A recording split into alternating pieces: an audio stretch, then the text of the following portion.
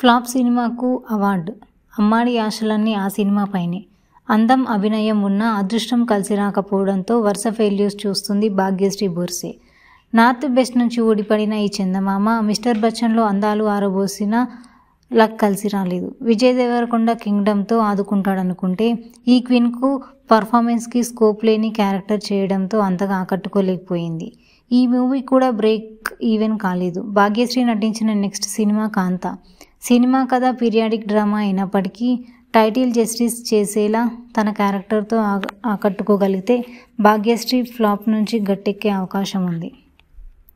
కానీ ఇటీవలే దుబాయ్లో జరిగిన సైమా అవార్డ్స్లో బెస్ట్ డెబ్యూ యాక్టర్గా భాగ్యశ్రీ బోర్సే అవార్డు దక్కించుకుంది.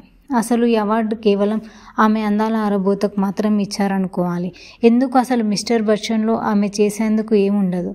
రొటీన్ రెగ్యులర్ సినిమాల్లో ఉండే హీరోయిన్ పాత్ర తప్ప అంతగా చెప్పుకోవడానికి ఏమీ లేని పాత్ర. కానీ ఆ పాత్రకు కూడా అవార్డు దక్కించడం ఏమిటో. ఆ సంగతి అలా ఉంచితే ఇటీవల భాగ్యశ్రీ నటించిన కింగ్డమ్లో కూడా భాగ్యశ్రీ పాత్ర గురించి ఎంత తక్కువ మాట్లాడితే అంత మంచిది. ఇక ఇప్పుడు ఈ భామ హోప్స్ అన్నీ రామ్ పోతినేనితో చేస్తున్న ఆంధ్ర కింగ్ తాలూకా. ఈ సినిమాతో హిట్ కొట్టి ట్రాక్లోకి రావాలని చూస్తుంది. ఇది కూడా అటు ఇటు అయితే భాగ్యశ్రీ ఇక దుకాణం సర్దుకోవాల్సిందే.